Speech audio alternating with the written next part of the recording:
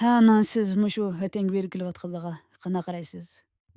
Мушу чет элде биз неме күнү көрмөп атабыз деме, эркек кызын алтырыз деп, у дөлөт бу дөлөткө жүгүрүшүп, анда шапаштап жүрсек, мага күлүп берип, анан кийин бияда Кытайны тешибакатыны кылып атып, техма Европадын баган күлүп берет. Техе Кытайга вай жакшылап кетиптүү, вай анда вай үзең калсаң жакшылап кеткен дем шу жерде. Шу жерде келип алсаң лагерге тукканларың кирмеген болса, сен шу жерде келип калсаң жакшылап кеткен, неме деп келисе? Жөнөм кызым, бүгүн фильмде мушу Кытай эркекчилик жүргүзүп аткан бизнесинде Кытай чилдигиге биз бармайбызчу. Биз бармайбыз.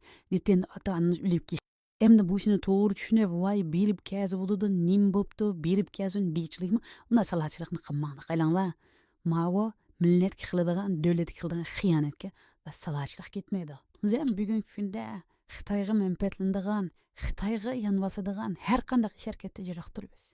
Шуңа бүгүн фильмде Кытай визаны колайлаштырып аткан, эркекчиликни уйгур белән юк епеме деп аткан мында вазиятте биз бундан Кытайның дамыгы түшмәйбез деме. Анда кылмайбыз.